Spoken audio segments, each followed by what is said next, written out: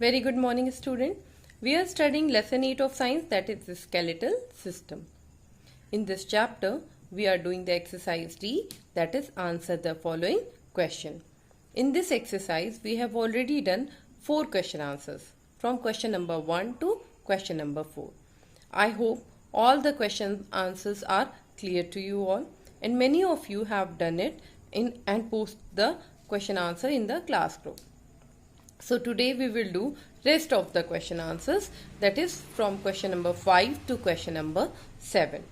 While doing the question answers, we will discuss and I will explain you so that if you have missed any topic, it will be clear you through the question answers.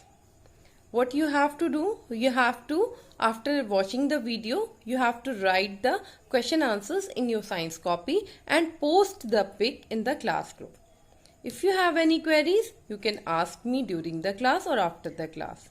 So let's start discussing the question answers.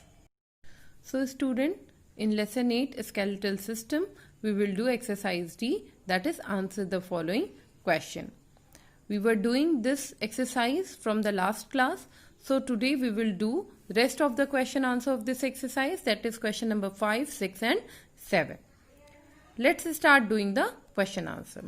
What are the functions of a skeletal system? Means what functions are performed by the skeletal system in a human body?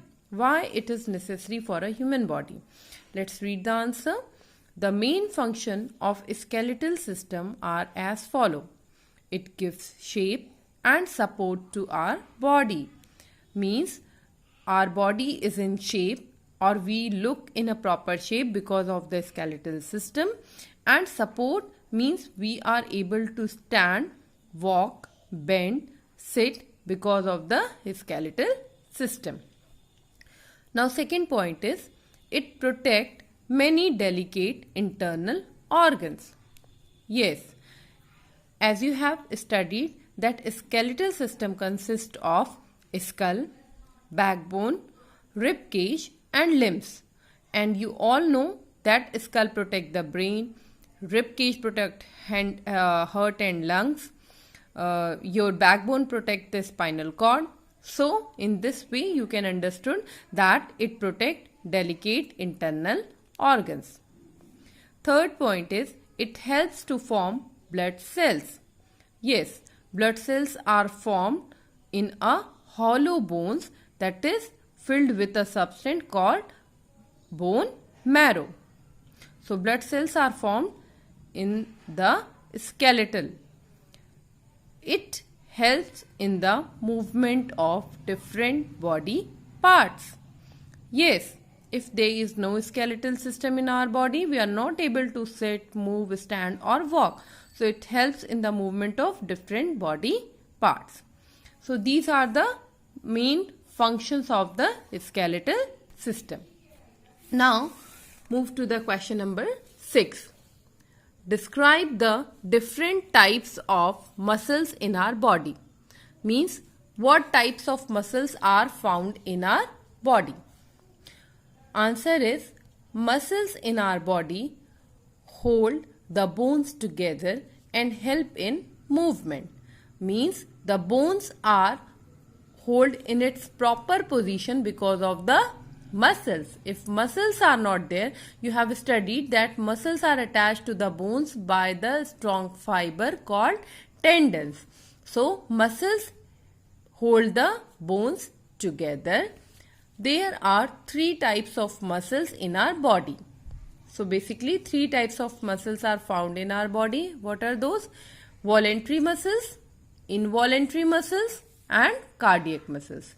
These 3 types of muscles are found in our body. Let's read what these are. Voluntary muscles. These muscles are under our control. What does it mean? It means whenever we need to move or whenever we want to move these muscles, we can. That's why it is called these muscles are under our control. These are present in our arms, hand, legs, feet, shoulder, etc.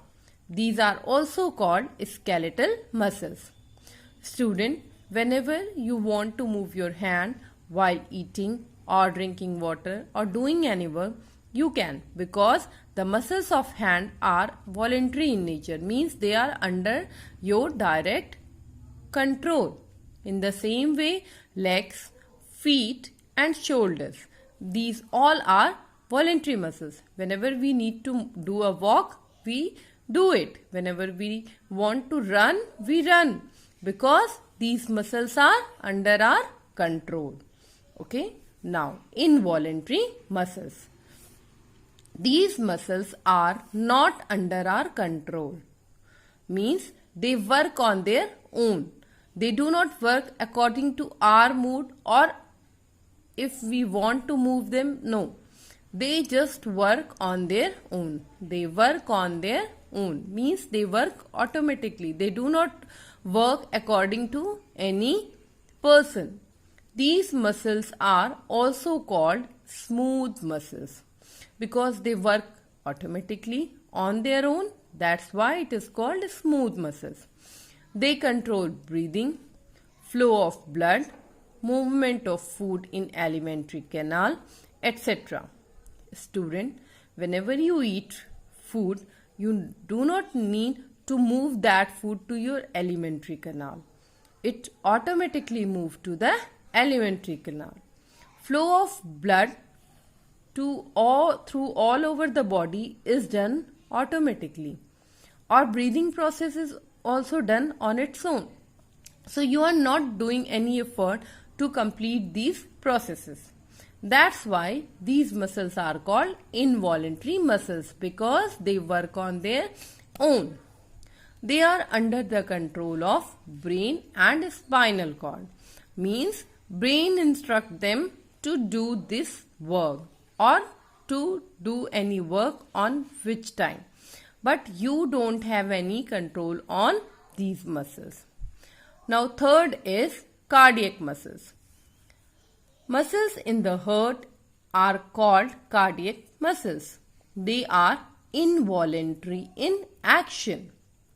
The muscles present in heart is called cardiac muscles. But according to their function, the muscles are involuntary, but it is called cardiac because it is present in the heart. So it is called cardiac muscles, but the action is involuntary. Involuntary means they work on their own. They are not under the control of any human. Now, question number 7. Explain how do muscles work? Means how the muscles function, you have to explain it. Muscles work in pairs. They work in a pair. It have the ability to contract and relax. In work in pair means if one muscle contract, the other will relax. If one is relaxed, the other will contract. For example, when you stretch your arm, what will happen? Your biceps relax and your triceps contracts. In the same way, when you bend your arm, the triceps relax and biceps contract. So here the muscles are work in pair. The contraction and relaxation of muscles help in producing movement by pulling the bones. Whenever the muscles contract and relax, it produces movement. Means when we stretch or bend our arms, the movement of arm is there. And one muscle is contract, another is relaxed.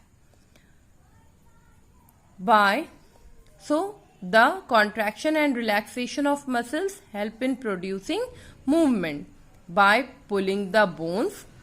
These movements help in walking, bending, jumping, etc. Means whenever we do these activities, one muscle contract of that particular body part and other will relax. And the activities are walking, bending, jumping, running, any activity. So student, I hope all the question answers are clear.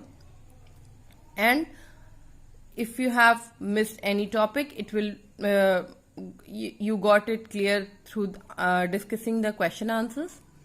Still, if you have any queries, you are free to ask me. Just complete rest of these question answers which we have discussed today and post in the class group. In this way, we have completed this chapter.